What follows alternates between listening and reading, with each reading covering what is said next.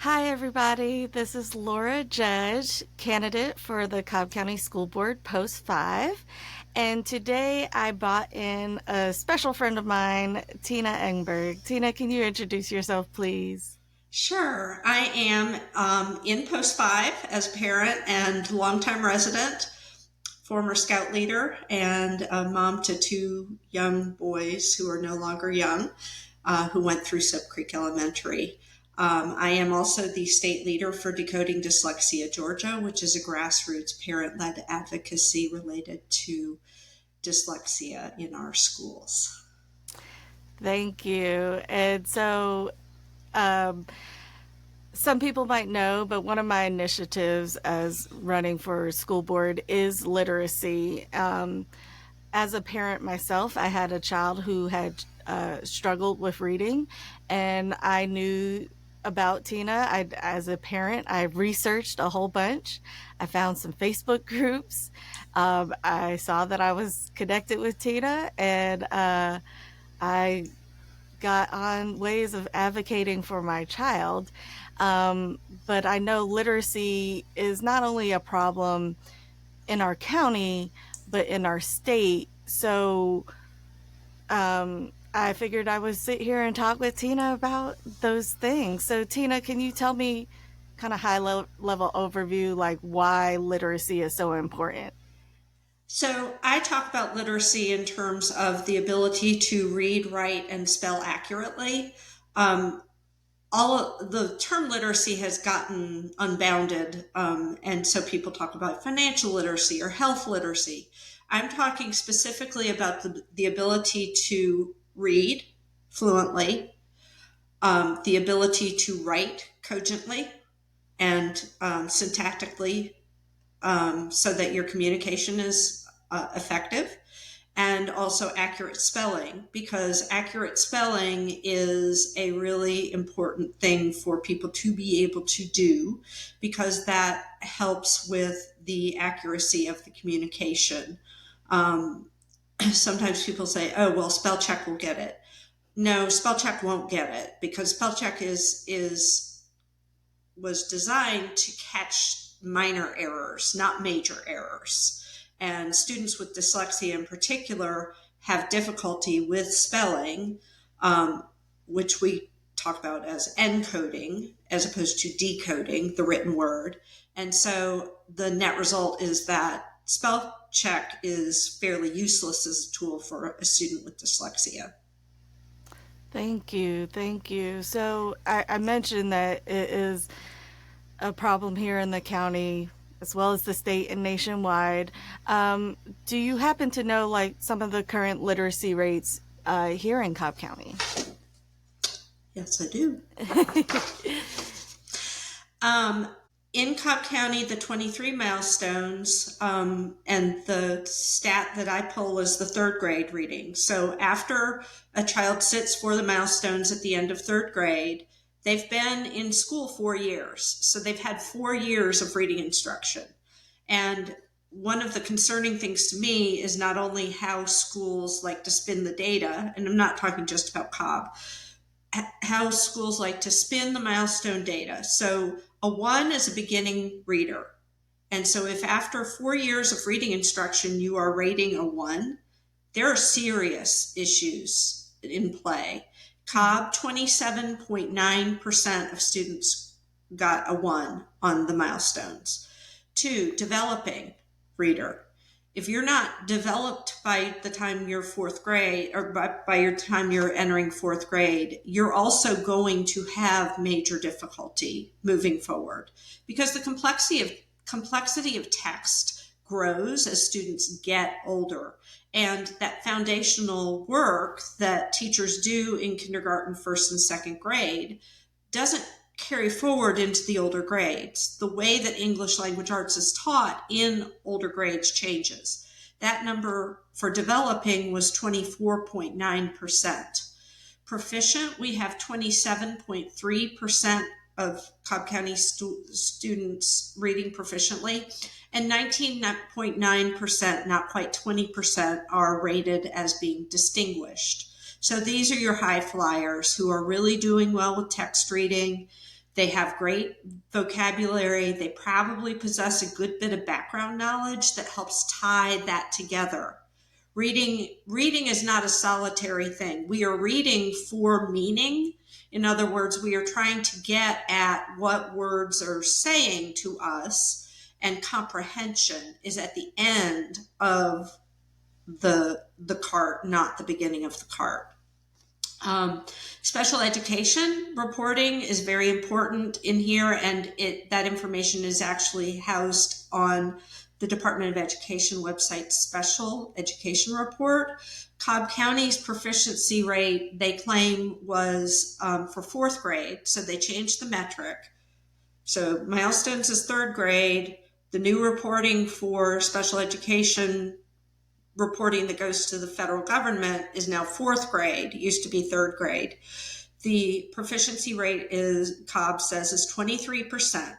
So just so you know, students with disabilities in Cobb County make up 14.1% of the student population holds an IEP for special education services and supports under the federal law known as IDEA, the Individuals with Disabilities in Education Act.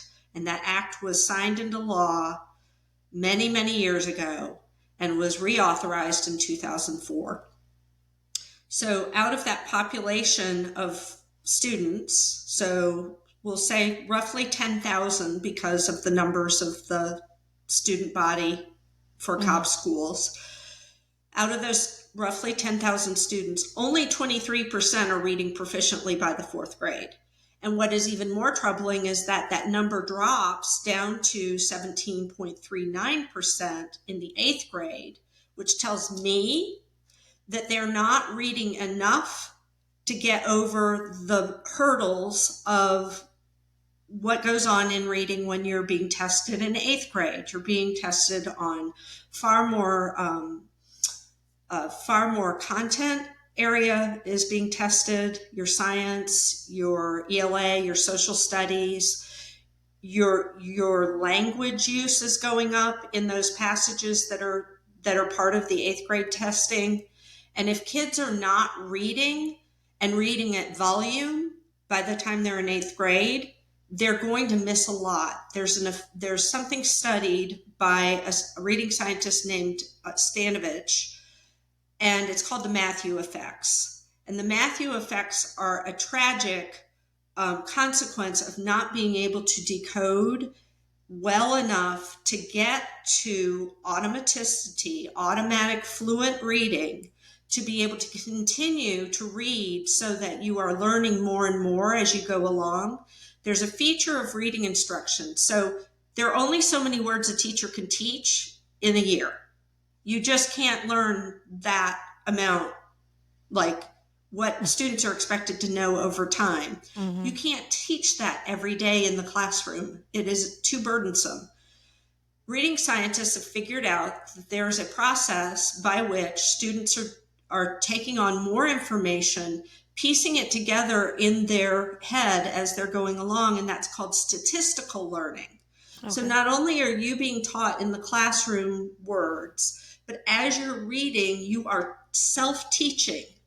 The hypothesis by a guy named Scher's self-teaching hypothesis, where you are actually learning more and more as you go along. And when you don't give kids that opportunity to practice and get to connected text to increase their ability to teach themselves new words as they get older, you wind up with kids who are stuck in one of the early phases of reading. Wow, that's a lot, and that number is concerning. And as a prior advocate, I've kind of been at the Capitol with you, and because sometimes you have to address this problem from top down and bottom up.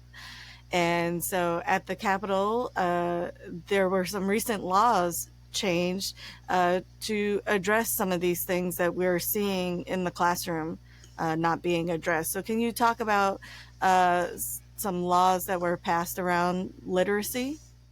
Sure. In 2019, the legislature passed and the governor signed Senate Bill 48, which is Georgia's first dyslexia law.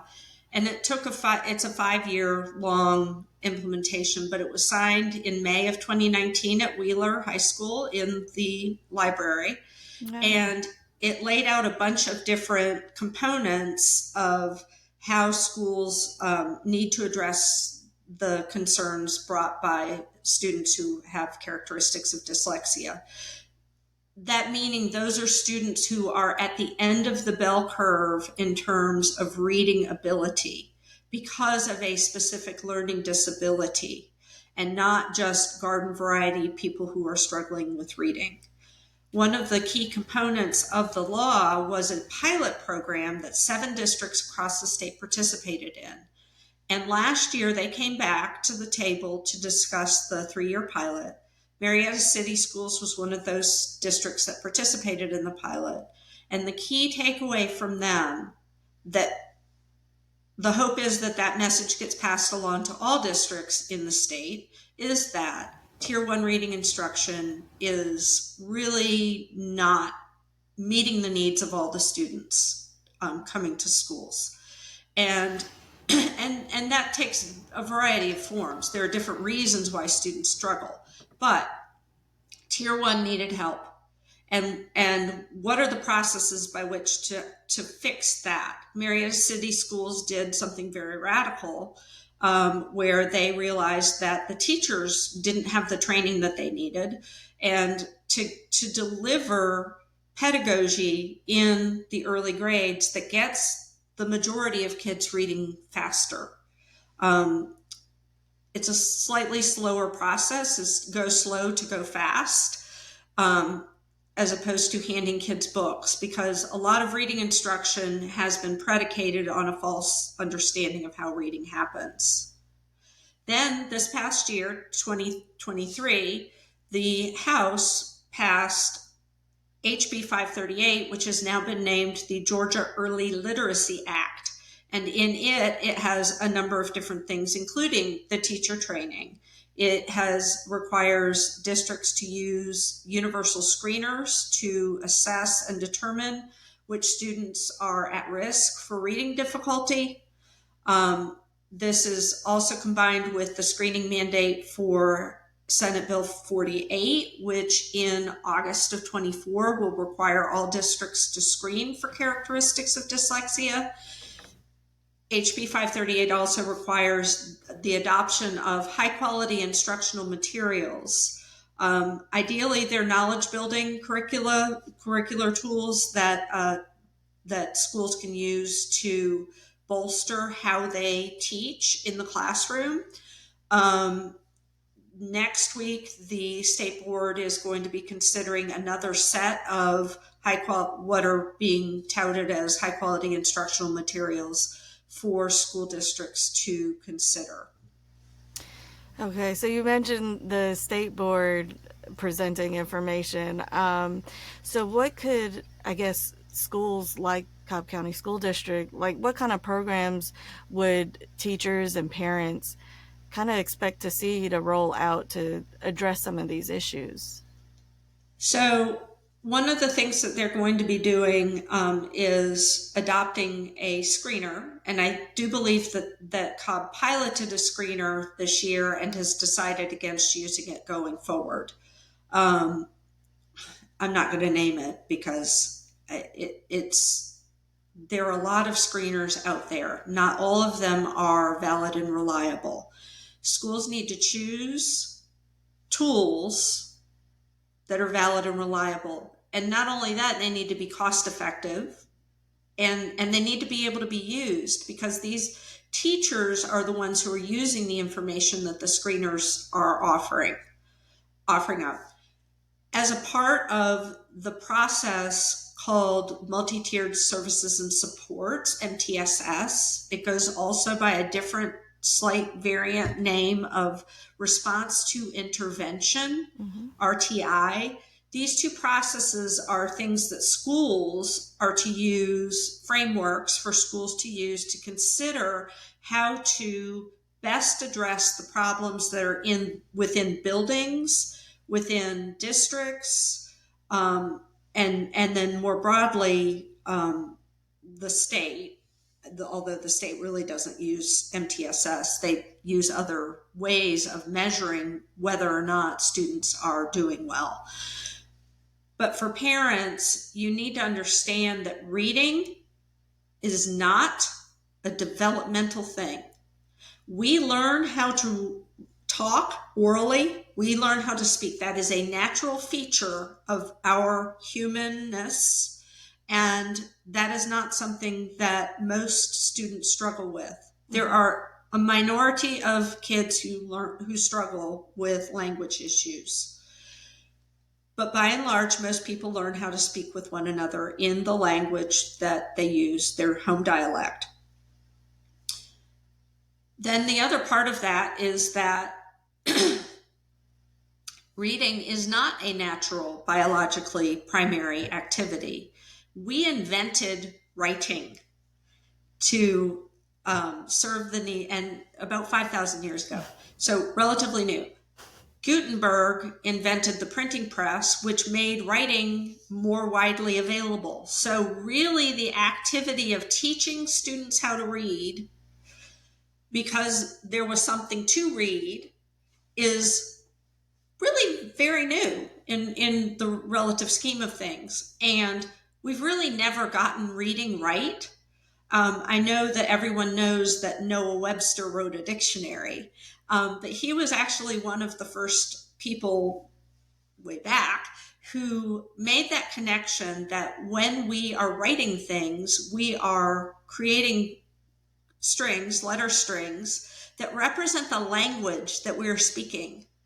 And that connection to language has been missing for a lot of students. And that is the primary difficulty that students with dyslexia have with reading instruction, is that their brain is wired slightly differently related to the phonological processing, the phonology, the sounds in our language. And so that difficulty translates later into reading difficulty because for many years we have not been teaching students how to read using the phonology. We've been using other methods, which are the least effective way to teach reading.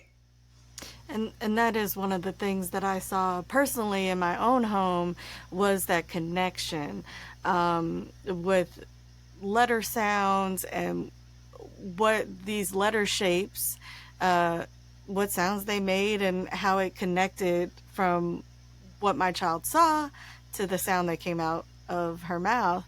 So as a parent, I know I've asked you when I was going through it myself, but if a parent suspects their child has dyslexia or any type of reading difficulties, what are some steps that they could take, to figure that out?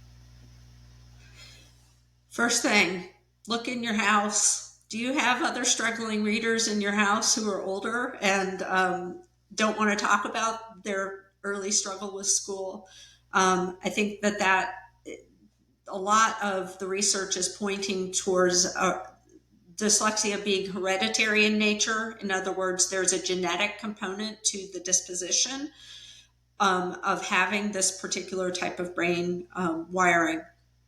And there's nothing wrong with this type of wiring. It's just different. And it makes that path, the development of that reading pathway, more difficult. It's not insurmountable.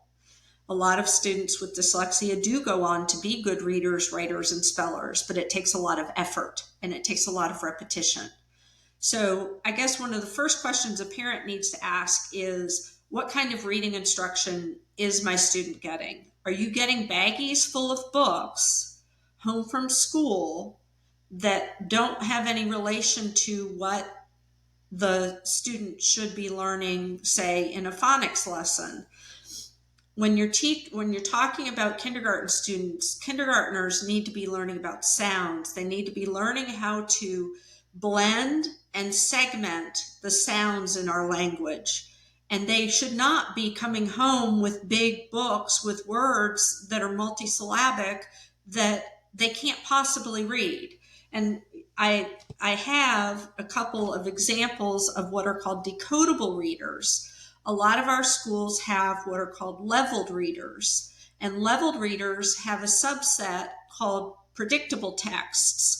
And you don't want to use predictable texts with your earliest readers. They're great for kids who have learned enough of the phonics patterns to be able to start to decode. But when you, and I like the analogy of a bicycle.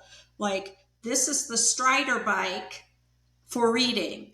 This is the bike with training wheels. And eventually you get rid of the training wheels and you move kids into connected text of their choosing and the things that interest them.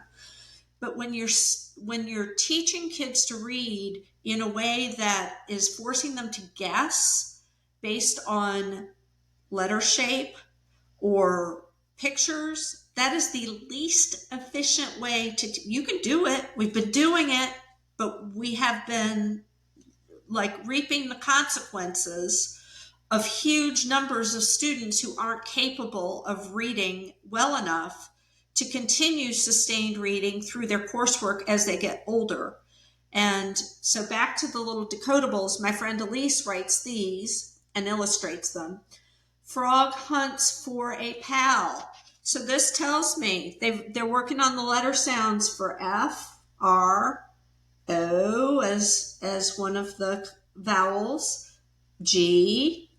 So anything that is in here, and they're very simple stories, and I think it's backwards on the screen. But Frog picks up the trap. It was the wind in his trap, not a pal. So what you're doing is you're teaching kids how to slowly but surely, and early reading is painful, y'all. It is not easy to do. Be patient with your kids. They are not fluent readers yet. Takes a lot of time and it takes a lot of effort. And they also have to have a deep connection to the background language, the background knowledge that they possess. So frog sees bug. All these are simple.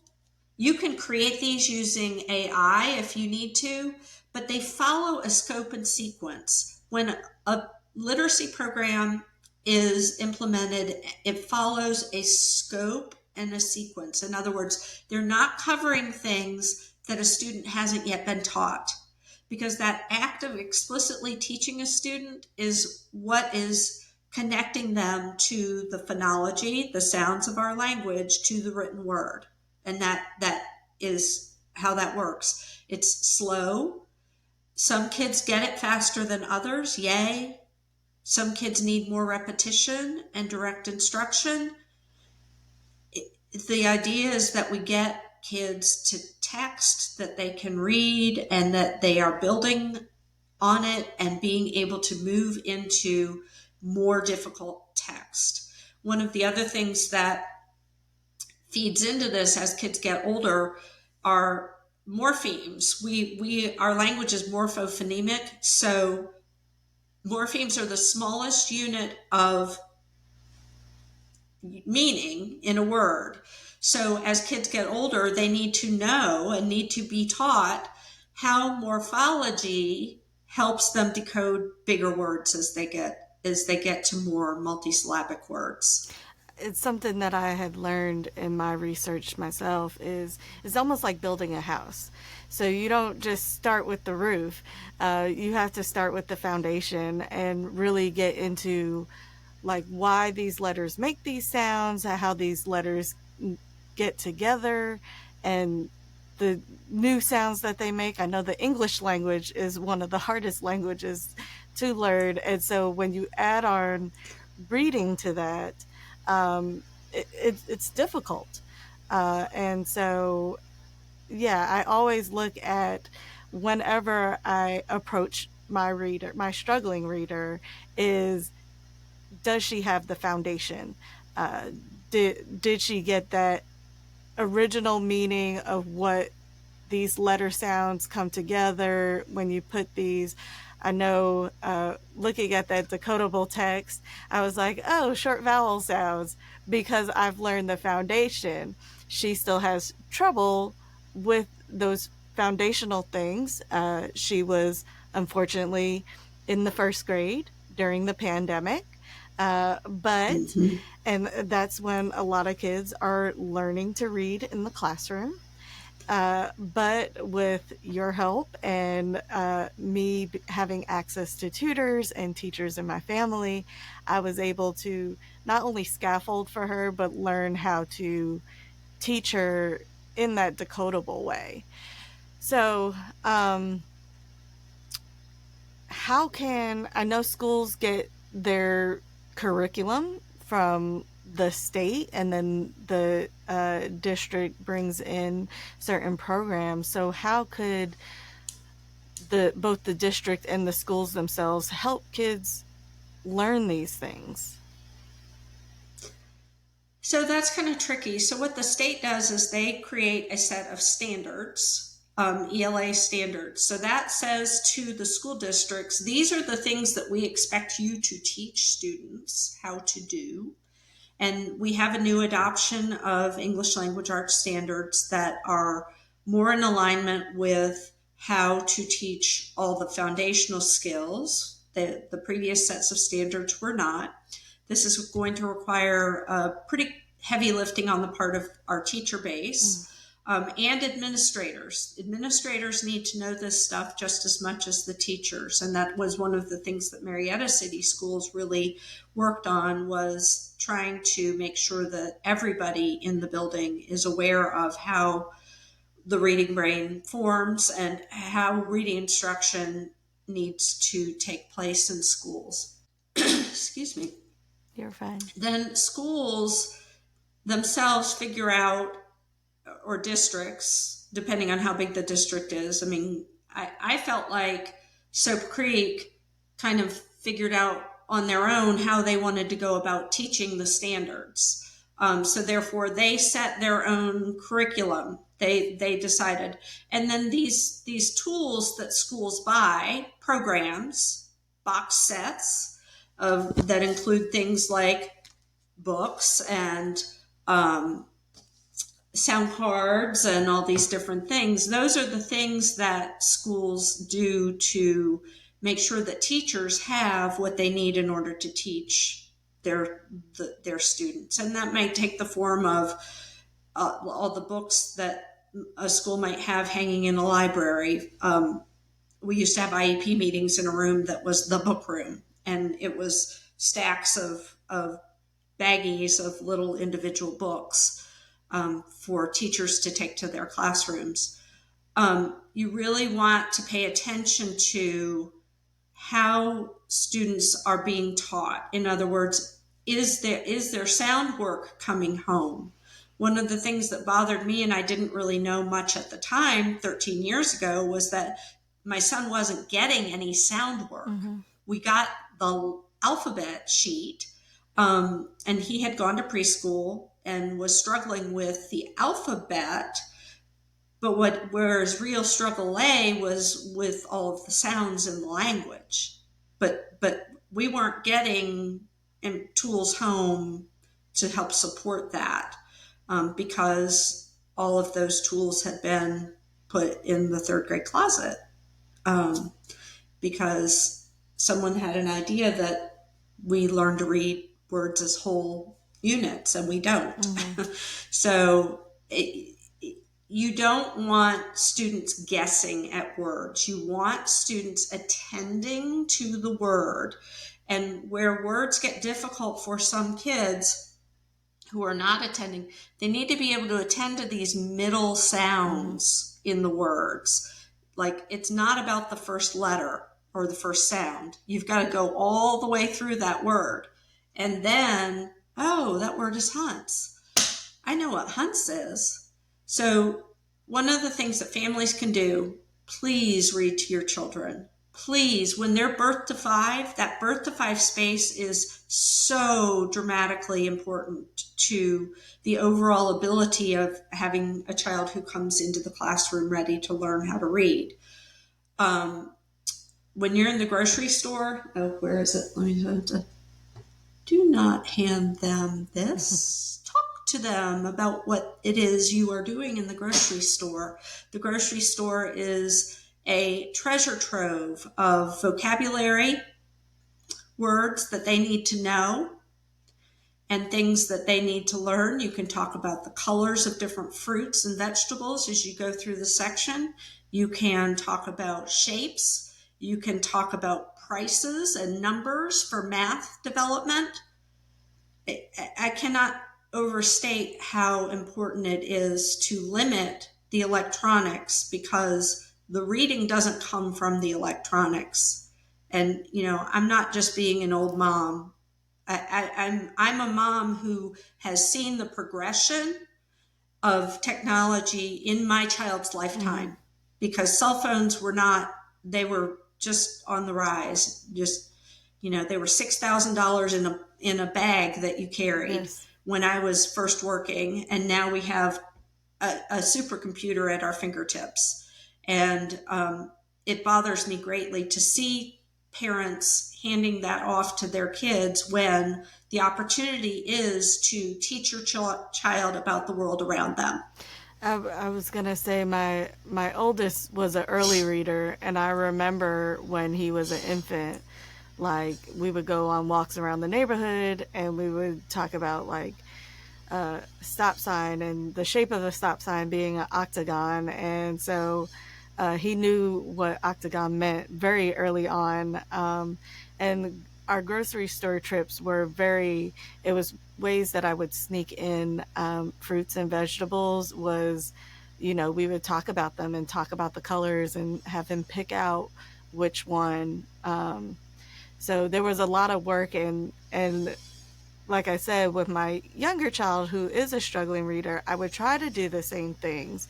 But as you mentioned, with the way her brain is wired, it just wasn't making the same connections that it did with my son. And so I had to, work on different things to help that progression.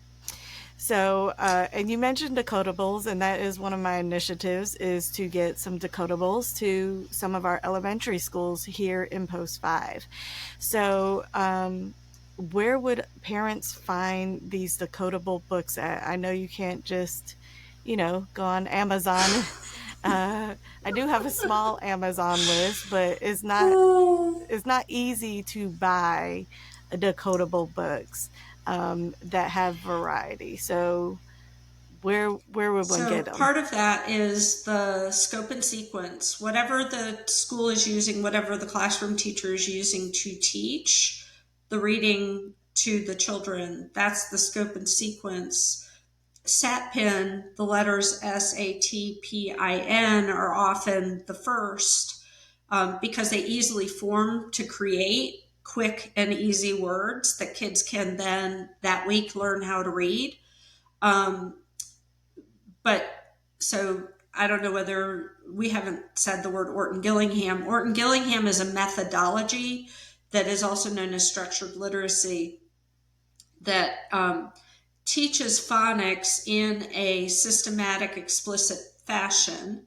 And it is highly customizable, not only for the classroom, but also customizable one on one, which is why a lot of parents of students with dyslexia seek it out as the instructional methodology to reach their student with dyslexia. So, one of the things is that these books are not necessarily the ones that are aligned to what the scope and sequence is. But that said, um, I do know early on, Bob books are decodable books. There are lists of decodable books series, and there are actually decodable series that are geared towards kids who are in later elementary and middle school that are that use a lot of high frequency words, but are also of high interest. And so those wander into the trade books. So yeah, you're right. They're not easily accessible. But if a parent, for example, and I know you're talking about schools, but if a parent wanted to work on something and wanted to create something for their kids, there's a website called freereading.net that has reading passages that you can download. Um, and part of it just depends on what teachers really need. I mean, there are wide ranges of books available, and some are better than others for those early readers. And a lot of the materials that schools are going to have to consider purchasing will come with decodable texts. And I know, like, as a member of the PTA, some of our schools, at least here in Post 5, I don't know about the full Cobb County, have both PTAs and foundations. So I know they work with the principals to, address their needs and some of the funding that they need to bring in both programs as well as books and everything else. So they are very necessary and helpful to our teachers as well. Well, I want to Yeah. tell you, Tina, thank you for coming and sitting and talking with me about this. It is a lot of information. A lot of people don't know that, there have been people advocating on the front lines for a long time to make sure that our children could read. So, where can people find out more information from you about this? Sure. So, specific to dyslexia, we have the Decoding Dyslexia website for Georgia. So, it's www.decodingdyslexiageorgia.com. I think that's right. We're not a .org. Um, and there are lots of resources, especially in recent posts, because we've hosted a couple of movie screenings that have prompted parents to need more information. So we've kind of gathered that information in one place. And then there are other Facebook groups that are specific to reading. The bigger ones are harder to navigate because you've got teachers asking questions about specific words. But there are parent groups related to science of reading, structured literacy, Orton Gillingham. The Cobb Dyslexia Network is a great group of people, very committed to passing along the very best information and helpful to parents. There are other groups related to dyslexia that can also be of service. I think that when you're talking about dyslexia specifically, it's very important to find your community. And that's one of the things that I really struggled with when my son was diagnosed by a private practitioner in kindergarten, was that I didn't see those other families around our school. And part of that was that they disappeared because they sent their kids to private remediation schools. And those students may or may not have come back to the public school system. And that's really an unfortunate thing that happens. Cobb parents are the biggest users of the Georgia Special Needs Mm, Scholarship, which takes the federal IEP or 504 funding and gives parents an opportunity to defray the cost of a private school education. That's one of the things that we've had to do, and one of the things that deeply bothers me about our personal experience is that, I'm really sad that my son didn't get to continue going to school with the peers that he had at Soap Creek mm, Elementary. He couldn't keep up. yeah. So that's one of the reasons why this is so important to me Yeah, I personally. would love our students to stay in the public school system. I know we have the resources to, move into private or use tutors, but I think we could reach more families and more children if we bring it to the public school system. So, yeah, I would love our students to stay around their peers, or at least, bring some of the skills that they've learned in those private settings and bring them back to the public school as well, so that we can reach a larger amount of children that might not have the access to supplement the rest of the cost of private tuition. So, Right. but yes, well, thank you again. Is there anything else that you would like to add before we sign off? I want people to keep this on the forefront of their minds, not only because it affects families that you may know in ways that you are unaware of, but this is a larger issue for us as a society, and we have a need to help all of our students. My friend Kareem Weaver likes to say, it's like we're not giving people access to information in the information Mm-hmm. age, and I have seen it in my own child's life. It is has tragic consequences. If you want to get at some of the society of some of the ills of society, look at literacy and reading instruction first. I encourage parents to listen to Emily Hanford's work.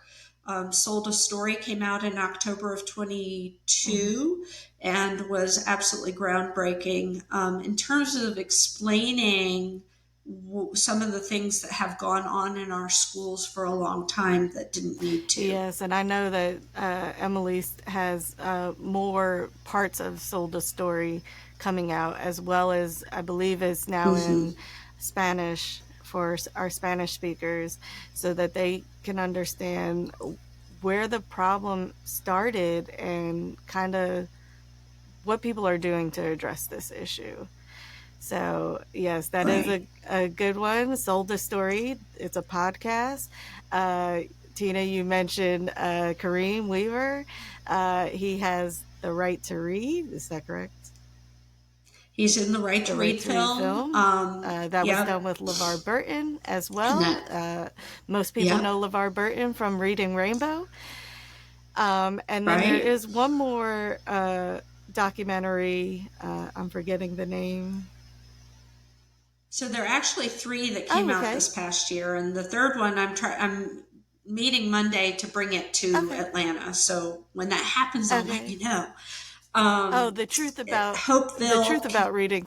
The Truth About Reading. Yep, The Truth About Reading, which you can now Mm-hmm. stream. The Right to Read film, and then Hopeville. So there are three movies, three documentaries that have come out in 2023 regarding reading instruction, and all three are really important for Mm-hmm. everyone. Like, if you've got grandchildren and you're listening to this is really important. This is really important because parents are paying ungodly amounts of money. I should say, parents who recognize the problem, are paying ungodly amounts of money above and beyond to ensure that their child has the ability to read, write, and And I spell. think something that was mentioned in the Right to Read documentary, which is where I didn't realize things had changed, is that our generation has grown up with TV programs like um, Reading Rainbow, Sesame Street, uh, um, Electric Electric Company. Company. Thank you. That's the one I keep forgetting because I'm on the cusp of millennial, so I got the end of Electric Company. But yeah, and so those programs had helped us learn these decodable texts, uh, these blends, everything else, and so it's amazing to some parents that are like, "What do you mean children cannot read now?" And they didn't realize that balanced literacy came in where children were guessing based on the whole letter word. And yes, it's been an issue, and I appreciate you being at the Capitol and letting parents know all this information because it is a lot. As a parent that went through it with her own child, it was a lot to take on, but it's so worth it to have our kids be able to read and have that freedom of reading so that they can, thrive in our school system. Yeah, So, absolutely. That's the end yeah, goal. so thank you again. I appreciate you. Thanks to everyone who has tuned in, and I hope to see you soon. Have a good one. Thank you. Thanks.